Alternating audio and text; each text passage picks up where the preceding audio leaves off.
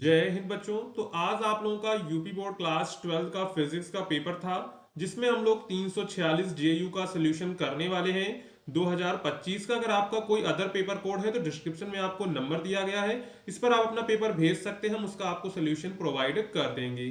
और अगर आप चैनल पर पहली बार आए हैं तो चैनल को सब्सक्राइब और वीडियो को लाइक करना ना भूलिएगा, जिससे आपको सभी पेपर्स की आंसर की अवेलेबल हो सके। तो जैसे हम वीडियो डालेंगे तो आपको तुरंत नोटिफिकेशन मिल जाएगा।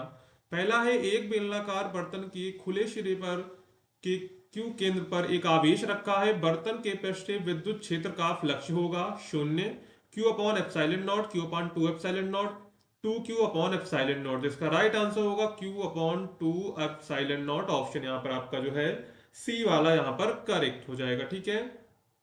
इसके बाद है, पूर्व दिशा में प्रक्षेपित एक इलेक्ट्रॉन चुंबकीय क्षेत्र द्वारा उत्तर दिशा की ओर विक्षेपित हो जाता है। चुंबकीय क्षेत्र की दिशा हो सकती है पश्चिम की ओर, दक्षिण की ओर, लंबवत ऊपर की ओर, तल के लंबवत नीचे की ओर। तो राइट आंसर ऑप्शन डी आपका हो जाएगा तल के लंबवत नीचे की ओर। इसके बाद है, समतल विद्युत चुम्बकीय तरंगों के पथ में एक मुक्त इलेक्ट्रॉन रखा है। इलेक्ट्रॉन गति करना प्रारंभ करेगा वैद्युत क्षेत्र की दिशा में, चुंबकीय क्षेत्र की दिशा में, तरंग संचरण की दिशा में, चुंबकीय क्षेत्र के तल में तथा तरंग संचरण की दिशा में। तो राइट आंसर ऑप्शन डी यहां पर आपका करेक्ट हो जाएगा। ठीक है। इसके बाद चलते हैं नेक्स्ट क्वेश्चन पर। एक द्विउत्तल लेंस के प्रत्येक पृष्ठ की वक्रता त्रिज्या r तथा उसकी पदार्थ का अपवर्तनांक म्यू इक्वल टू 1.5 है। इसके लिए f बराबर r बाई टू, f बराबर r, f बराबर माइनस r, f बराबर 2r। तो राइट आंसर होगा f बराबर r। क्या होगा? f बराबर r। ऑप्शन बी यहां पर आपका करेक्ट हो जाएगा। इसके बाद है, 220 वोल्ट के प्रत्यावर्ती धारा स्रोत का शिखर विभव है। 220 वोल्ट, लगभग 160 वोल्ट, लगभग 310 वोल्ट, लगभग 440 वोल्ट। तो राइट आंसर हो जाएगा 310 वोल्ट। ऑप्शन सी यहां पर आपका करेक्ट हो जाएगा। ठीक है। इसके बाद आगे बढ़ते हैं। शुद्ध अर्धचालक को अपमिश्रित करने पर उसकी चालकता बढ़ जाती है, घट जाती है, वही रहती है, शून्य हो जाती है। तो ये क्या होती है? बढ़ जाती है। तो ऑप्शन यहाँ पर आपका जो है ए वाला यहाँ पर करेक्ट हो जाएगा। ठीक है। तो यहाँ पर ऑब्जेक्टिव क्वेश्चंस हमारे हो चुके हैं। अब हम चलते हैं अपने जो है खंड खा पर, जिसमें हमको रिटर्न क्वेश्चंस हुए और जो आपके एक एक नंबर के विशिष्ट प्रतिरोध का मात्रक यहाँ पर लिखना था। बिल्कुल सिंपल था। आपने इसका मात्रक क्या लिखा था कमेंट करके बताइएगा। अगर आपने ये भी नहीं कर पाया था तो आपको पेपर देना ही बेकार था। इसके बाद धनात्मक अक्ष में लगे लंबे तार 10 एम्पीयर की विद्युत धारा प्रवाहित होती है। चुंबकीय क्षेत्र की तीव्रता मान बिंदु 10 सेंटीमीटर 0, 0 पर यहां पर आपको ज्ञात करनी है। तो इसकी कितनी होगी? इसकी होगी 2 गुणे 10 की घात माइनस के 5 टेस्ला यहां पर जो है चुंबकीय क्षेत्र की तीव्रता होगी। इसके बाद है, लेंज का नियम बताना था। पूर्ण आंतरिक परावर्तन क्या है? कार्यफलन की परिभाषा दीजिए। इसके बाद है, फोटान की ऊर्जा, व्यंजक, प्लांक नियतांक एवं तरंग दैर्ध्य लेमडा की परिभाषा सहित में आपको पदों में क्या लिखना है? सूत्र लिखना है। तो इसका सूत्र होता है ई बराबर एच सी अपॉन लेमडा। ठीक है। तो ये आपका आंसर था। तो एक एक नंबर वाले भी हमने कवर कर लिए हैं। इसके बाद आ जाते हैं हम लोग यहाँ पर खंड शाह में। तो यहाँ पर क्या कह रहा था? उपर्युक्त परिपथ आरेख खींचकर वैद्युत परिपथ संबंधी किरचॉफ के आपको नियम लिखने थे दोनों। इसके बाद है, किसी प्रश्न के लिए आई लेमडा वक्र खींचिए। वक्र में न्यूनतम विचलन कोण को यहां पर आपको दर्शाना था। नाभिकीय संलयन की परिभाषा दीजिए। चित्र में प्रदर्शित परिपथ में बैटरी से धारा ज्ञात करनी थी। इसके बाद आगे चलते हैं। तो यहां पर है, गाउस का नियम लिखिए। एक समान वैद्युत आवेशी सीधे तार के निकट वैद्युत क्षेत्र के सूत्र का निगमन कीजिए। दर्शाए गए परिपथ में 2 ओम 10 ओम के प्रतिरोधकों में प्रवाहित धाराएं एवं संधारित्र पर आवेश की यहां पर आपको गणना करनी थी। ठीक है। इसके बाद है, एम्पियर के नियम की सहायता से लंबी धारावाही परिनालिका के अंदर उत्पन्न चुंबकीय क्षेत्र की तीव्रता का व्यंजक ज्ञात करना था। यह आपका डेरिवेशन था। ठीक है। इसके बाद नेक्स्ट है, 1 मीटर लंबी धातु की छड़ उसके एक सिरे से जाने वाले अभिलंब अक्ष के परिता 400 रेडियन प्रति सेकेंड की कोणीय आवृत्ति से घूर्णन कर रही है।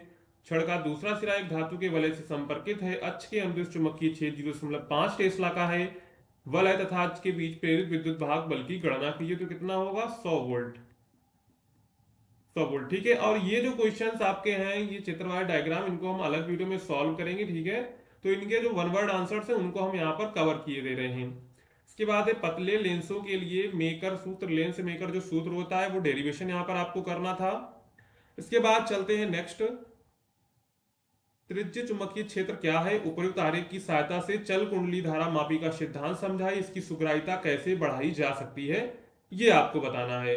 इसके बाद है प्रत्यावर्ती धारा का शिखर मान 14.14 एम्पियर एवं आवृत्ति 50 हर्ट्ज है, इसके दो चक्रों को धारा समय ग्राफ में दर्शाइए, धारा का वर्ग माध्य मूल मान क्या होगा, इसके शून्य से शिखर मान प्राप्त करने में कितना समय लगेगा। धारा का वर्ग माध्य मूल जो मान होगा वो कितना होगा, 10 एम्पियर होगा। कितना होगा, 10 एम्पियर होगा। ठीक है।